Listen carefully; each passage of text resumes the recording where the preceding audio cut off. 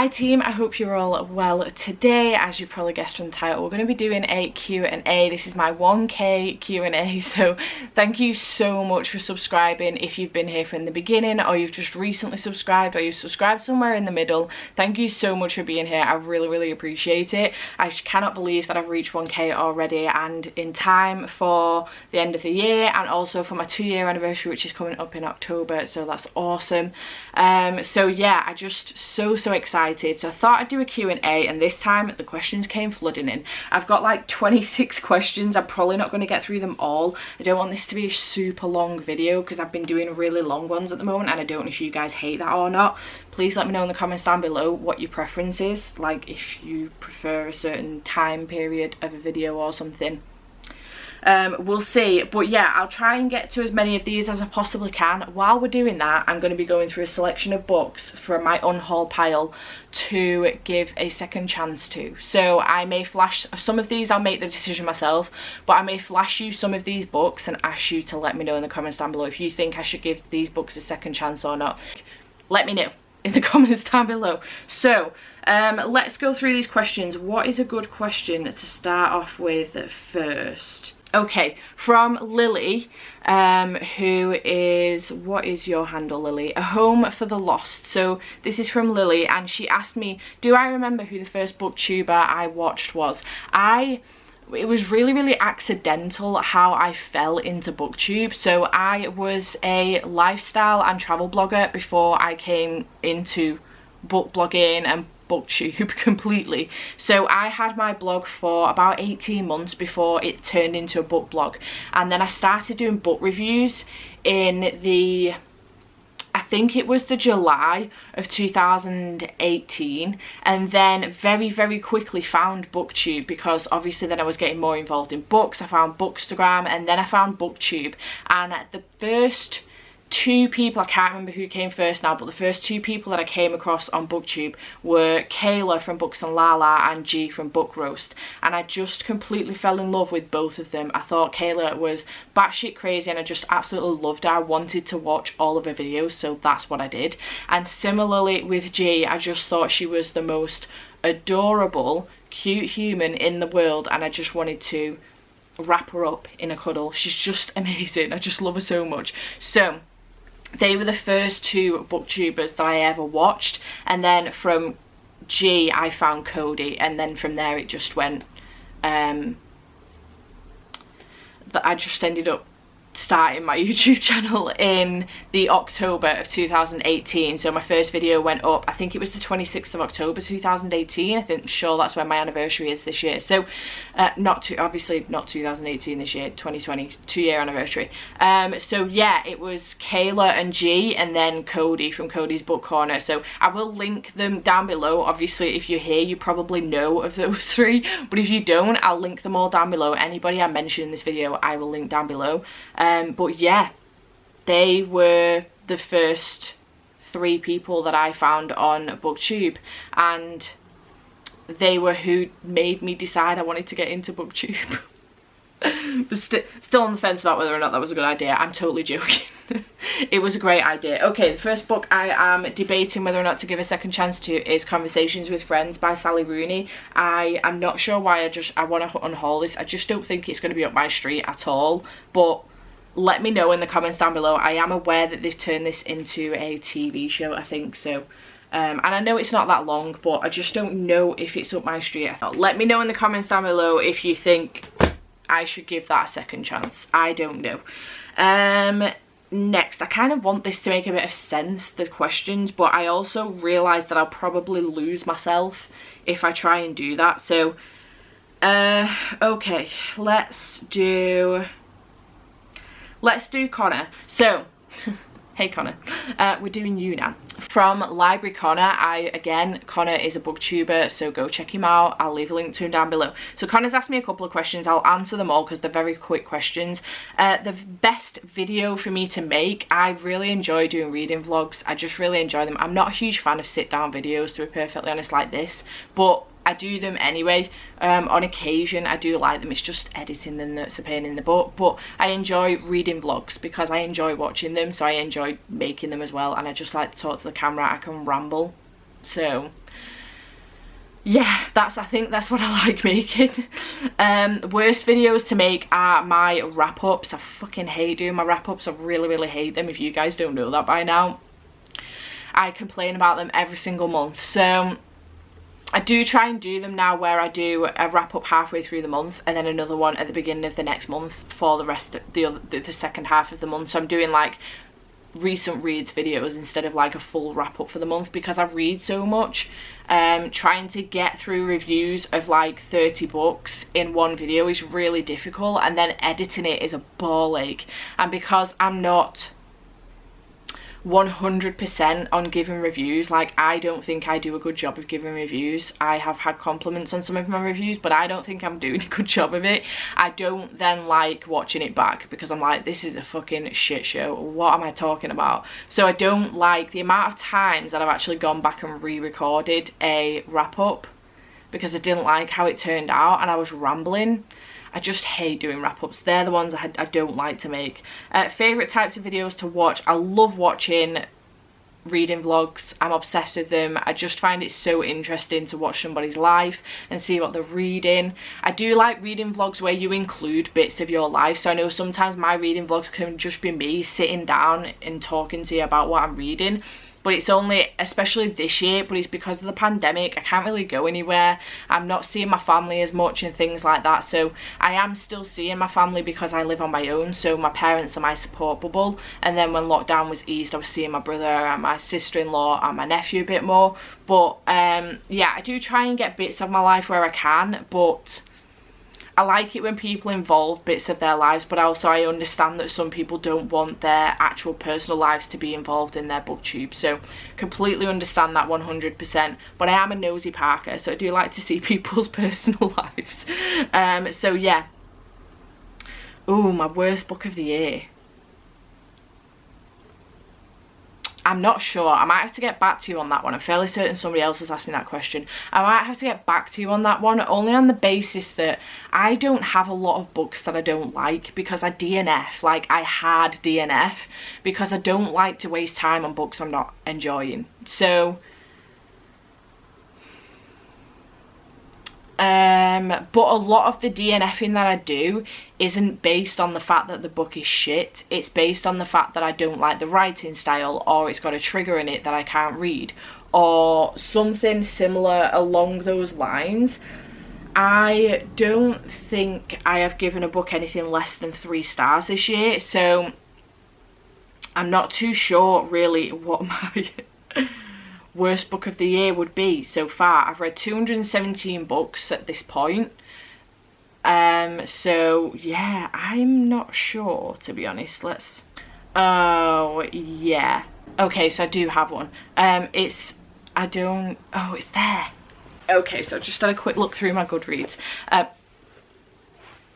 Just fell down.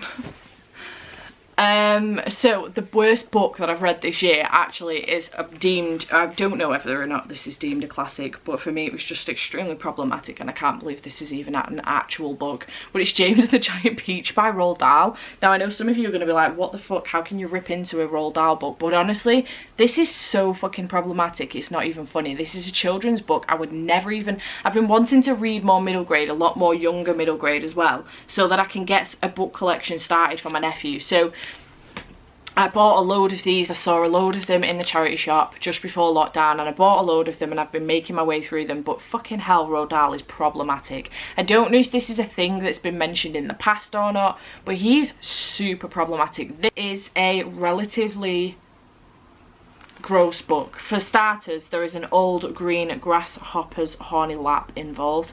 I know that that kind of means something else, but I just think it's, I don't know, I'm just really grossed out with it. And then there's a little girl that shouts at James going, oh, James, could I please just have a tiny taste of your marvellous peach? There was a lot of things in this book that I fucking hated, so I gave it 1 star. That's all there is to say. I fucking hated this book so much. 1 star. There's your answer. Right, let me see if I can find my questions again. Good, okay. Again, Claire asked me what is hands down the worst book you've ever read. I think it would be James and the Giant Peach, probably. So I I think that's the only book I've ever rated 1 stars. Although I rated The Hobbit really low. I think I gave that 2 though, on the basis that I know it's a classic and I know it's a favourite from people and I really enjoy the movies. But I just fucking hated the book. I just hated it. Hated the book. I don't know what it was about it. Just didn't like it. I'm really nervous about trying out The Lord of the Rings, but I really want to read it. My dad was similar. He hated The Hobbit, but he loved Lord of the Rings. So I'm really hoping that I like Lord of the Rings on that basis. I know that's going to be controversial, but whatever. Bev has asked me, what's the first book you ever remember loving as a child? I don't really remember reading as a child, so I'm not sure on the answer to this, but I have like a collection of, let me go get it for you. So I know that they still sell this collection these days, but this isn't a complete collection. I have about 3 books missing out of this collection. But I have this Beatrix Potter collection, which has the small books, you know, like the Tales of Peter Rabbit and Tales of Squirrel Nutkin and all the different characters that Beatrix Potter has done books for. So I would say maybe these, and if not these, then probably my Winnie the Pooh collection. So again, this is not a complete collection, but this has all the Winnie the Pooh stories that are now bound together, usually in a bind up of Winnie the Pooh or the House at Pooh Corner, all those together. So these are the singular stories but now form the bind ups of Winnie the Pooh or the House at Pooh Corner, or a bind up of the 2, which I have several editions of both of those, of all 3 of those options. So I have probably Winnie the Pooh, I would say, only on the basis that I fucking love Winnie the Pooh, and I reread it probably several times a year, every year. So I've got my nephew his own bind up, which is really cute, so I'm really excited for him to read that. I really hope he loves Winnie the Pooh. But yeah, probably Winnie the Pooh. I don't really remember reading much as a child, to be honest, which is terrible, I know. Ali asked me if I were only able to read one genre for a whole year, what would I choose and why? I think I would choose contemporary romance, on the basis that this year for definite I have come to realise that that is 100% my favourite genre, and it's a genre that I can, despite the fact that it can become quite repetitive, I just really enjoy it. Every single time I pick up a romance, you're pretty much guaranteed I'm going to give it 4 or 5 stars. So yeah, contemporary romance for me, I think. But Spoops asked me what's my favourite aspect of BookTube. I would probably say the community. I just think it's such a great place to be. I've made so many friends from BookTube, and I just have the best time. I haven't even, like, I've made so many online friends in general from Bookstagram and my book blog and also BookTube, but even friends that I've still got from when I've still got friends from when I had my blog was a travel and lifestyle blog. So I just think the blogging community in general is a really good community, but then BookTube and Bookstagram, the bookish community, just takes it to a whole other level, and I've made so many good friends that I think I really hope we'll be friends for life, to be perfectly honest. I know Siobhan is one of the friends that I think is going to be a friend for life. We met via BookTube about a year ago now, when I was hosting Supernatural-a-thon in October last year for the first time, and she joined in, and from then we've just pretty much spoken every day or every other day, and she's just such a good friend. She's amazing. She came to visit me in February and we had an absolute blast, and we're really hoping that when obviously everything calms down again, we can do visits again. So yeah, she's just so cool. Similarly, Cody from Cody's Book Corner, I adore that girl so much. I was going up to Edinburgh with my friend for our birthday. It was like a joint birthday trip in November last year, and I met Cody while I was there. We hung out for the day and it was just the coolest day, and I love her so much. And we were planning on her coming down here this year, but or us meeting, we really wanted to sort of arrange something where maybe we met in Newcastle and met up with Gav, but unfortunately obviously COVID's completely kicked that into touch. So yeah, but I'd love to go back up to Edinburgh and see Cody again and meet G as well. I was supposed to be meeting G from Book Roast at the same time, but unfortunately she was poorly that weekend. So yeah, similarly, Gav was supposed to be coming down here in March, but again, lockdown kicked that into touch. And Becca's another one that I've become really friendly with. Over the last year or so, we just sort of like gel on the fact that we're both from Bolton. She now lives like Yorkshire way, I think, but we're both from Bolton, and yeah, we totally mesh on that. It's cool. I would love to meet up with Becca. I'd love to meet up with like Jade and Ashley as well. I just think they're the coolest people. There's a whole bunch of people I would love to meet up with. Connor is somebody who lives around the corner from me, so we've agreed that when lockdown sort of releases again, we will hang out. We'll meet up and hang out, because I'd love to see him, meet him as well. But yeah, there's a whole bunch of people I would love to meet. Maddie and Spoops, I'd love to meet you too. You're a new booktuber to me, but I would love to meet you. I just think you're you're like cool as fuck, and your other half is awesome as well. Just so many booktubers. Please don't feel like left out if I haven't met you, if I haven't mentioned you, but I just love you all so much. Just the community in general. I could go on for days about this. Let's move on. Okay, sorry if that angle's changed. My SD card filled up because apparently I can't shut up. So okay, I haven't done a book for a while. Let's do a book. So I have these on my unhaul pile. I know I'm gonna get so much shit for this. So this is a decision I'm making myself. I've already read Nevernight. I'm gonna keep hold of God's Grave and what's that one, Dark Dawn, and try and get through these, give them a second chance. And it was only on the basis, I gave Nevernight 4 stars, like it's only on the basis that I just wasn't interested in continuing the series. But we're going to keep it second chance. Next I have Hold Back the Tide by Melinda Salisbury, and then 7 Endless Forests by April Genevieve Tucholk. I think that's how you pronounce that. I don't know whether or not to keep these, so do let me know in the comments down below what you think. If you've read them, what your thoughts were, if you think I should give them a second chance. I haven't read either of them, obviously. They're not that long. I could keep hold of them, but I'm choosing not to.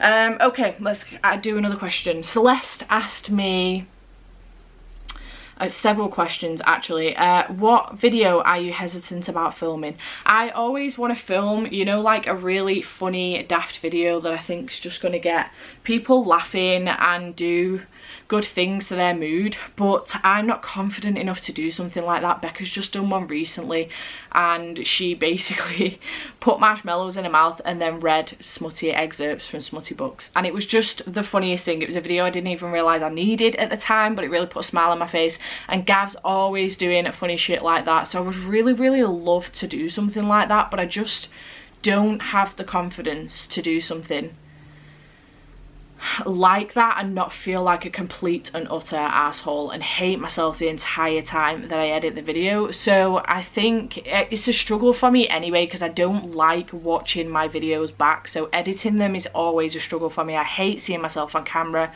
hate the sound of my own voice. This whole thing is a struggle. I don't know why I do it, but yeah, it's a struggle for me. So for me then to go ahead and add to that I'm being a twat on purpose, I don't think I can handle it. So I would love to do something like that and really put a smile on people's faces doing things like that, but I'm just not confident enough to do so. Maybe I might find the confidence to do something that daft next year. I don't know, we'll see. But also I really want to film a haul soon, but I don't know where this has come from, but I've seen a lot of shit over book Twitter at the moment about people's hauls and about the money people are spending on books and how they shouldn't be spending this kind of money on books and how do they have a right to do that and all this lot. I don't know where it's coming from. I haven't seen a lot of the arguments. I've just seen people retaliating, saying people are allowed to spend their money on what they want to spend it on. So I haven't seen the original comments, and I don't know who it's in relation to. If it's a certain video, a certain booktuber, I'm not sure. But I really want to do a haul from lockdown, but I know that this haul is going to be fucking huge, on the basis that I have spent a lot of books, I've spent a lot of books, I have bought a lot of books on the basis that my mental health is fucking shit and that's how I deal with it, and also I have been sent quite a few books as well, whether that be from publishers or from companies that I'm doing tours with, or friends sending me things. So I really want to do a haul, but I just haven't whipped up the courage yet to do it. Also, it would mean actually looking at everything that I've bought over the last few months, and I think that would terrify me. So I don't know. Let me know if you want to see that, but yeah, that's a video I wouldn't mind doing, to be fair, soon, but we'll see. Who are your favourite bookstagrammers? From Suzanne. God lord, that's a question, isn't it? Obviously you, Suzanne. I love Suzanne a lot, actually. She's another friend that I've made, but not from BookTube, from Bookstagram instead. So she's absolutely lovely. Love her so much. I don't know, to be honest. I have a lot because I've made a lot of friends over on Bookstagram. So I have a lot of favourite Bookstagrammers. Yeah, I'm not sure, to be honest. I don't know how to answer that one. Amy asked me what's the worst book you've ever read, or the one that disappointed you the most. Similarly, same answer as before. James and the Giant Peach is probably the worst book I've ever read in my life. Also, The Hobbit was disappointing. I was really disappointed by The Hobbit. Yeah, I think those would be my two, really. Sarah asked, what genre do I want to read more of? That's a really good question. I don't know, because I tend to read. I'm really varied in my reading types. So I think I'd love to read more horror. I don't read enough horror on the basis that I'm a scaredy cat, so I don't pick it up for that reason. I'm really easily scared. I don't watch horror movies. I purposely go out of my way not to watch them, and if I do watch them, it tends to be in the middle of the day with my brother, so that I can spend the rest of the day forgetting about the film. So I don't read horror much. I would like to pick it up a little bit more, but maybe more of the thriller horror type books or comedy horror type books, if that makes sense. And I do have a few on my TBR actually for coming up in October, so I am looking forward to diving into like comedy horror type genre, because I don't think I've ever read anything of the comedy horror type genre before. I have read a couple Stephen King's, so I've read Pet Sematary, and I've read what else have I read? Rose Madder, I Am Unhauling a few, Misery. So I've read those, but I don't know, oh, Carrie as well, but I don't know if they're classified as thrillers or horrors. I have read those. I've given them all 4 stars. Nothing's blown me away yet from Stephen King. He's a good writer, and I reasonably enjoy his books, but nothing's blown me away, although Pet Sematary did terrify me a little bit. But I've got the likes of Cujo and It on my TBR.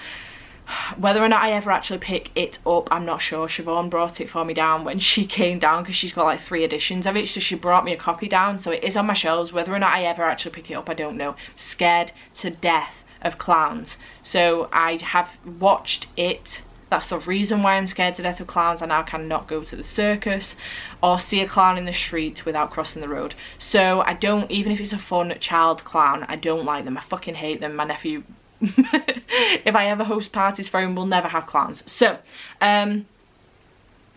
don't like clowns. Whether or not I ever pick that book up, I don't know. But yeah, probably I would like to pick more horror up, but I don't know.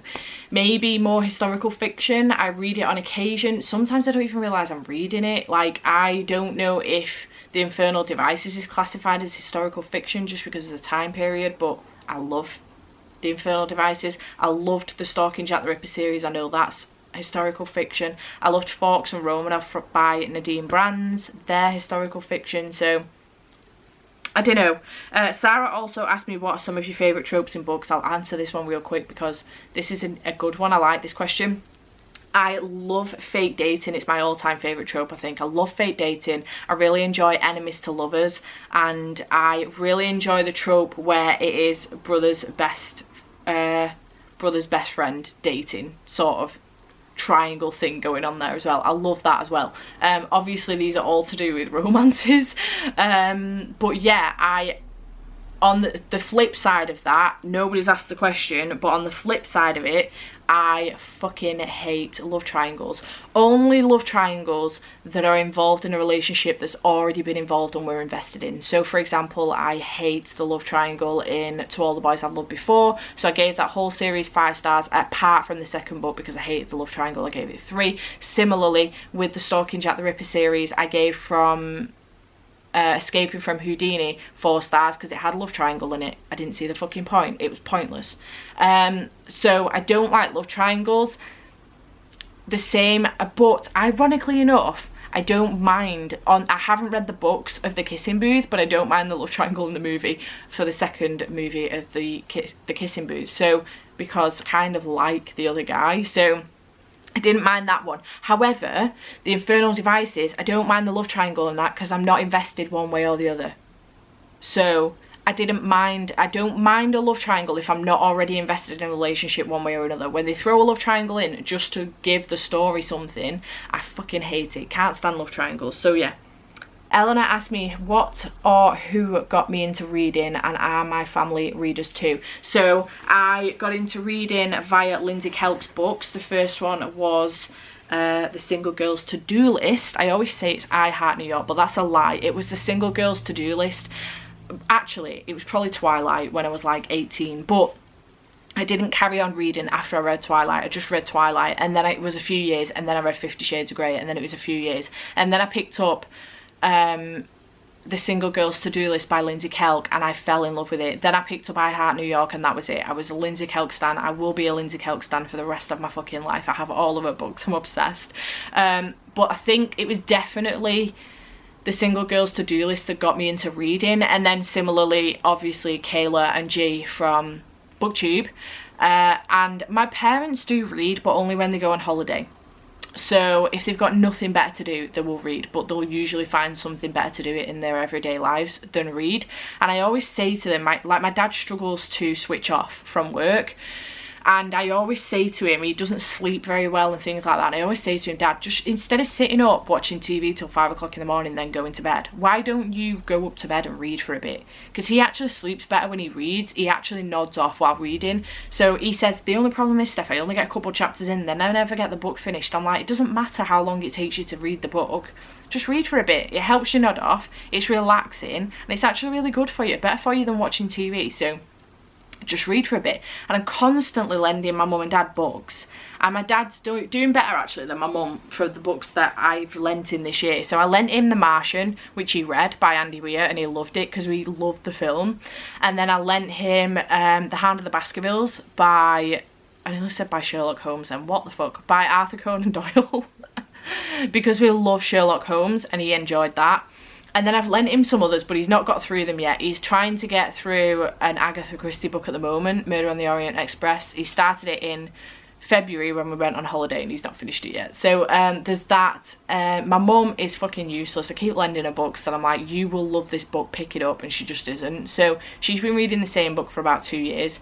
But otherwise, it'd take them on holiday, and my mum can take 4 books with her and get through them all in the first few days of the holiday. Similarly, my dad can take 2 books and read them both. So they do read when they want to. My brother doesn't read at all. He can, but he just refuses not to. So yeah, not necessarily come through from a family of readers. Who else? Maddie asked me several questions here. What very specific little detail in a book will instantly make you love it?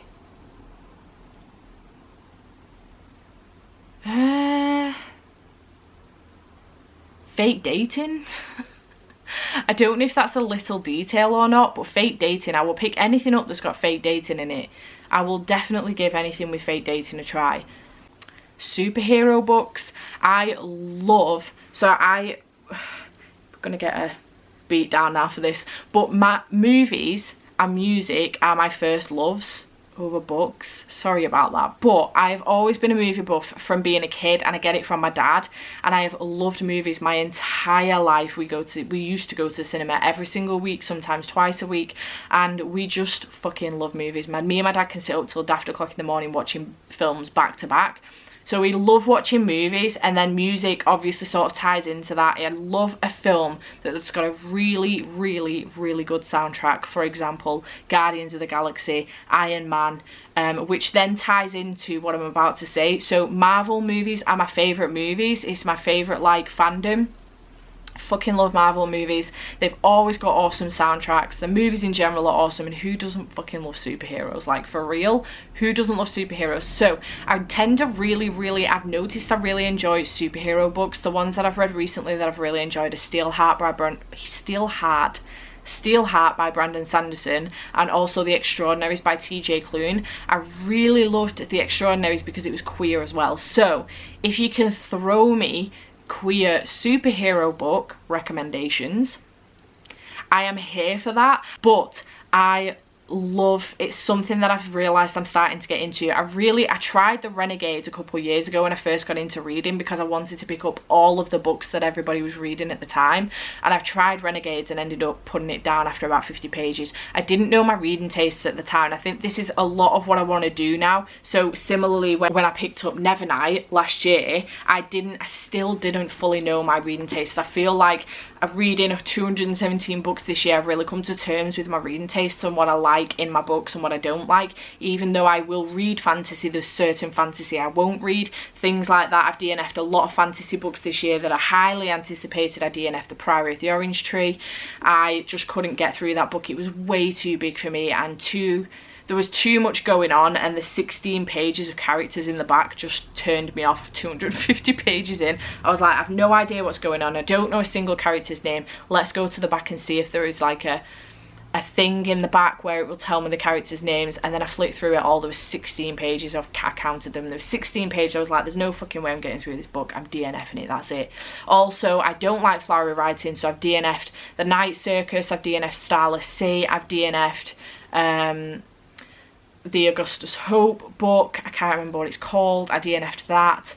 I have DNF'd since. I've DNF'd the Once and Future Witches, which I'm gutted about because I really wanted to like that. Queer Witches, again, I am here for, but I DNF'd it. Flowery writing, I can't do it. So I've really learned my reading taste this year, and I think I definitely want to give Renegades another go, I think. So yeah, superheroes, queer superheroes are a bonus.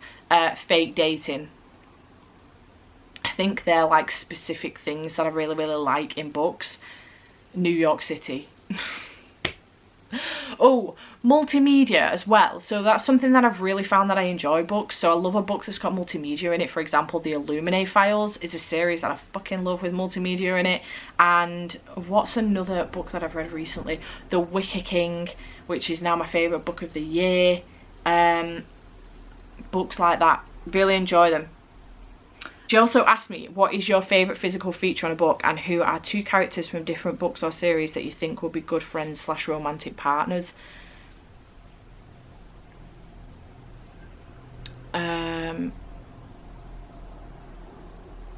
feel like okay, this has just come to me because I can see the book, but I recently read Josh and Hazel's Guide to Not Dating by Christina Lauren, and I feel like Hazel, her personality type is really fucking chaotic. Like, she is a wild ride, and I would love for her to be my best friend. I just think she would be so funny. She's a breath of fresh air, and I would love to be best mates with her. But I feel like Hazel from Josh and Hazel's Guide to Not Dating and Luna from Harry Potter would be fucking wild to watch. I just think they'd be such good friends. They would bounce off each other, and you would get the strangest, just being a bystander, you would get the strangest conversations. I just think it would be so funny to watch them interact.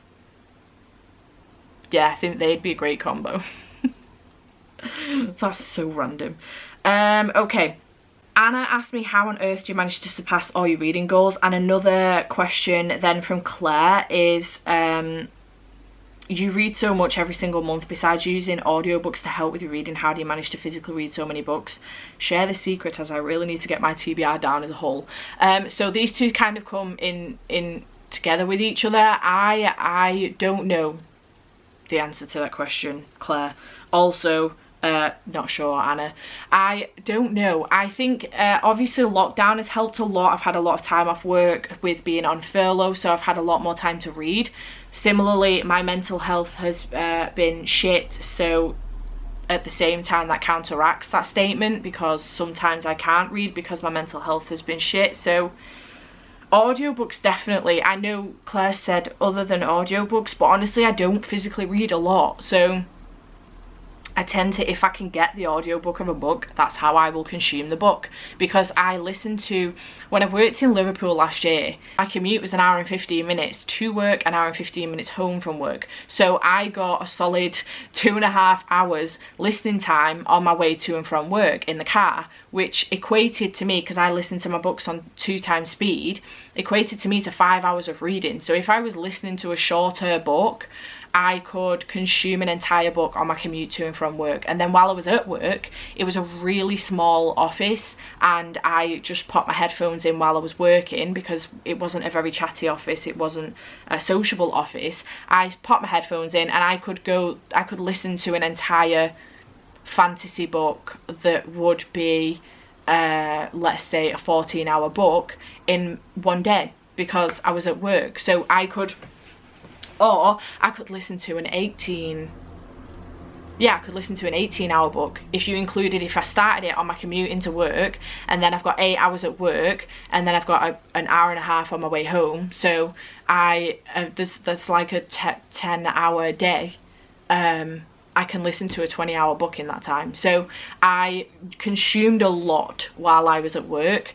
And then when I left that job last year, because of my mental health and everything, I now work for the family business. So I don't read as much while I'm at work because we are a sociable family, we love to talk to each other, and now I just tend to consume a lot more at home, but I do nothing else. So my mental health really took a hit to my entire personality as a person. I used to be a social butterfly. I would be out every weekend with my friends. I would be with my family all the time. Now I'm just with my family all the time. I don't see my friends much. I have changed a lot in the last 18 months as a person. My entire personality has changed, and I'm not a social butterfly anymore. I get social anxiety. I don't go out much, and I just spend my weekends at home reading. So I read a lot on that basis, and then listening to audiobooks, I will consume them doing whatever it is I'm doing. If I'm tidying the house, if I'm washing the pots, if I am in the bath, if I am driving somewhere, if I'm planning my TBR, if I'm doing my bullet journal, I will consume an audiobook. So I will, if I'm working from home, now that I'm slowly but surely sort of getting back into work, so I'm working like 2 days a week, and I'm working from home on one of those days. So I am listening to books while I'm at home working on that day. So things like that really sort of help me consume books a lot more. So that's usually how I do most of my reading. I know that doesn't help you because you weren't looking for the audiobook answer, but honestly that's how I can do most of my reading. Also novellas and graphic novels. I read a lot of novellas and graphic novels. Not as many as I read last year, I don't think, but I read a lot of them, and they are really, really easy. Middle grades are so easy to consume. I tend to pick middle grades that have got pictures in them because I just find them really easy, and rereads. Also contemporary books. I fly through contemporary books. I can read a contemporary book in several hours, even physically reading it. So I tend to physically read my contemporaries and audibly read my fantasy and sci-fi because I find it a lot easier to consume. I know other people will tend to do it the other way around. Most people don't, they opt out of listening to fantasy books, but I find it a lot easier to consume. I take it in a lot better. So, and if I can combine physically reading with audio reading, like following along with the book, that's even better. I love doing that. The Illuminae Files is my favourite one to do that with. What's your most memorable bookish experience that you've had so far that will stay with you forever? From Claire. Probably either reaching 1k on YouTube. That's pretty like memorable for me because it's taken me almost 2 years to get to this point. Or probably just in general making friends and meeting people. Meeting Cody was definitely memorable, and it's something that will definitely stay with me for a long time. I just love that girl to pieces. Similarly, meeting Siobhan, and I'm absolutely devastated that mine and Gav's meeting got cancelled as well. He was going to come down here and stay with me because we were going to go to a book bookish event in Preston, and the whole thing just got cancelled. And then he was like, I'll still come down and stay if you want, and it was literally on the brink of lockdown. Like literally a couple of days later, lockdown got announced, and I was just really thankful that we'd made the decision to put it off, because I was really worried that he might get stuck down here, and I was worried for him that I obviously didn't want for that to happen. So yeah, I think we made a good call there, but I am devastated about it. I was so hyped to meet Gav. So yeah, probably that really. Oh, Tracy asked me several questions. If I could write any book, what genre would I choose? I would go for contemporary. I have a couple of outlines for a few books, but I have not sat down. I've tried to sit down and read them, but I don't know if writing is for me. I really, really want to write a book, and I have several concepts, but I just don't know. But it would be contemporary, probably romance. I know that's like really, really might be boring to some people, but I would like to give it a thriller element as well. So I nearly told you some ideas then, but I don't want to do that. So I would like to give it a type of thrillerish element as well in there, like maybe something has happened in the past to a character and they might have PTSD or something. I know PTSD isn't a thrillery type thing, but it just gives it a different side to the story. Or there is, you know, like just a thrillery type element, or a mental health type element like PTSD or anxiety or something like that. Because I don't live with PTSD, I would need to research that heavily in order for me to do it. But yeah, I think that will be all for now, because this is going to be a really long video otherwise. Just a couple of other books before, hopefully my battery won't die before I can get through these. But can you let me know about any of these? Should I give them a second chance? Do let me know. I got halfway through Girl, Serpent and Thorn, put it down, never picked it back up. But let me know about any of these. I hope you have enjoyed this video. Please give it a like down below if you haven't. Please subscribe if you haven't already. I would really appreciate it. And drop me a purple love heart if you enjoyed this video and you got to the end, you got to this point. Drop me a purple love heart. If you've got any more questions, drop them down below. I might do another one of these in the future. I really enjoyed it, and I hope you're all doing well. I love you all. Thank you so much for 1K, and I'll see you next time. Bye for now.